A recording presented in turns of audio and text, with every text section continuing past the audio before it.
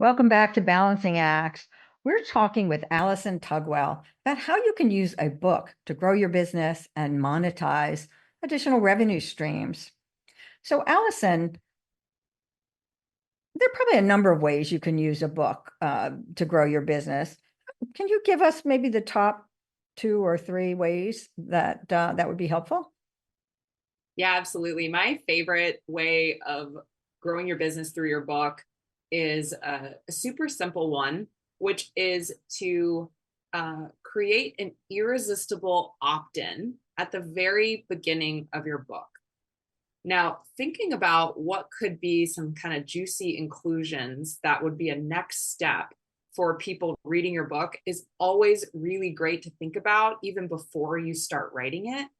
And it's always an opportunity if you have to like cut something out of the book and the editing process later on down the line, you can always be like, well, maybe this might be actually really cool for someone to have afterwards. So for example, you might be creating a video that might explain a process or an interview that you're doing maybe with somebody that you mention in the book, like another thought leader in the field.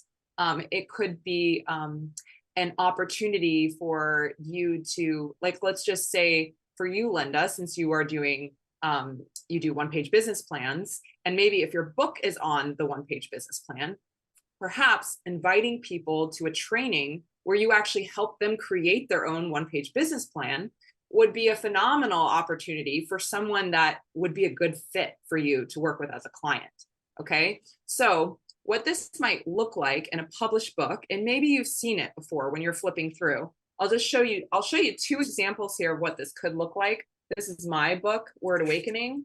And where you want to put this is right in the first couple of pages of the book.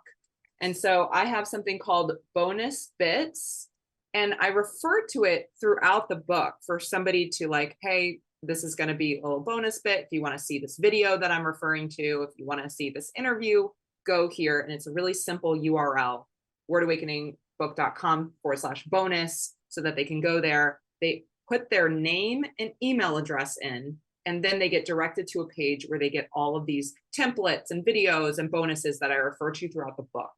The other one that I'll show you is Chandler Bolts of Self-Publishing School. He's got one here. This is his title page, and he actually has it on the very next page in a double spread. So as you can see here, he doesn't waste any time in getting to that opt-in, because unfortunately 80% of people won't actually read your entire book cover to cover. So you want to grab their attention in the very first few pages. So that's my favorite way of growing your business. Once they're on your email list, you can always email them opportunities to connect with you, invite people to training, invite people to buy something, or join you at an online event and things like that. So once they are on your list, they're your customers. If they're just purchasing your book on Amazon, they're actually Amazon's customers. So you want to make sure, even though you're getting the royalty from it, you're not necessarily getting their email address. So you really want to capture their contact information. Well, that's an eye opener. I'm a voracious reader. I buy a ton of books. And now I understand why I get all these links for these bonus things in the book, because, right, they're getting me on their list. Yep. That's really fascinating. Thank you for sharing that. So another thing, as a CPA, I work with business owners in my accounting practice, not just a tax practice. We take a focus of a holistic look on how your business is doing, how you're growing, how taxes impacted, but just all the different things a business owner has to balance. One really common theme is if you rely on one of anything, one customer, one product, one revenue stream, that can be a challenge for a business owner, especially when the market changes. So when we write a book, we think, okay, book sale. But as you just pointed out, that's Amazon's customer. So how can you monetize your book for multiple revenue streams? Yeah, I would say a book is really just the beginning of your sales and marketing plan. It is a bite-size opt-in, an opportunity for a reader to really connect with you and start to take action in their own lives to solving the problem that you solve. So I would say the the book can lead to, like I mentioned, trainings that then invite people to a high ticket program that you might offer. That's my favorite way of monetizing through books. So I'm just going to mention that one because that is, I think, the best case scenario there.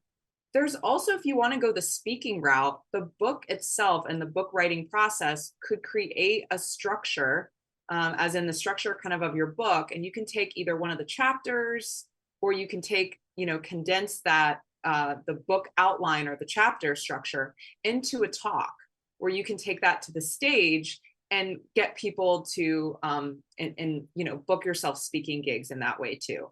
So you can kind of do both.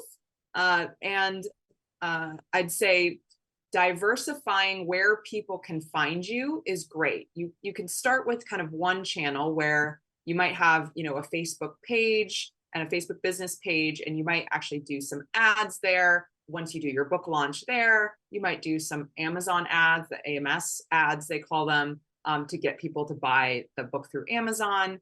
And then there's also a couple of other kind of industry specific sites like BookBub, as well, that you can use to kind of create ads and distribute to different platforms. So I would say a diversified marketing strategy is aligned with kind of the diversified income streams as well. So yeah, I would say, as a lead into a high ticket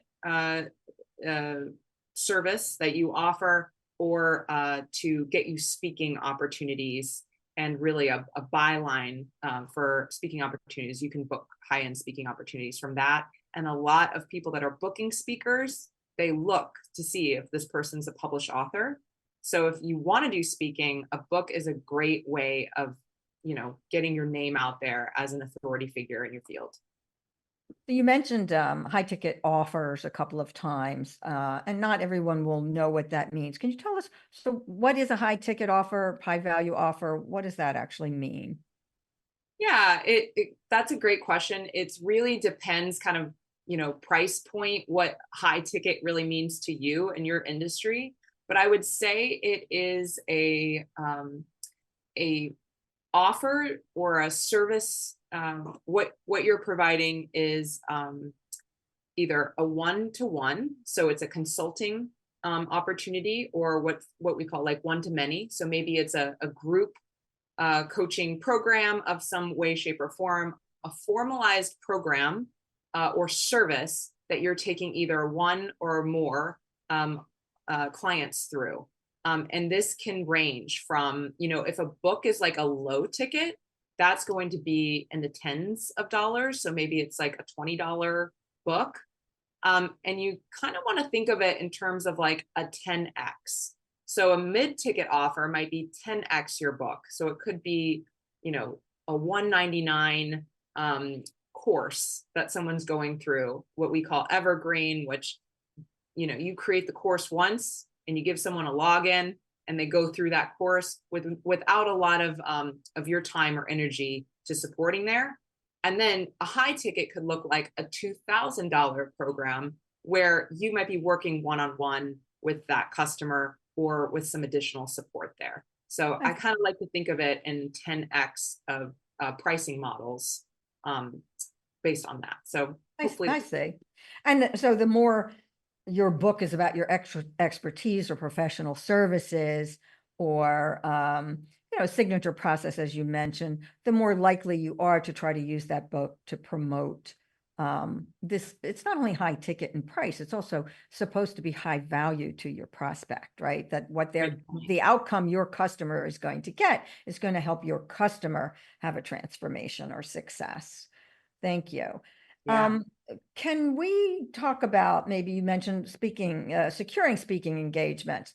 What would be an example of how you could secure a speaking engagement using your book? Yeah, absolutely. So there are a lot of amazing events that are, every day happening in your industry. And I think it's a really good thing, if you're not already, to really understand what events are applicable to your customer, where your customer might go, and to start going to those events as a consumer first. or at least perusing the website, getting on the email list, really getting notified about the types of events and your particular industry. And Linda, I know you're great at that, at being involved in different organizations that put on these amazing conferences for women in business. And I think you're such a great example of just giving first, getting involved in an organization that puts on these awesome events. And then, you become a thought leader in that circle as well.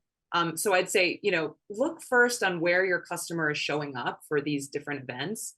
And I also think that going really niche. So if you are serving people on, let's just say, I'll just take my, former industry or my industry, it's like the creative entrepreneurs. They might be showing up at different like niche events in their city. So for example, there's an organization called Creative Mornings, and Creative Mornings takes place in 200 cities all around the world.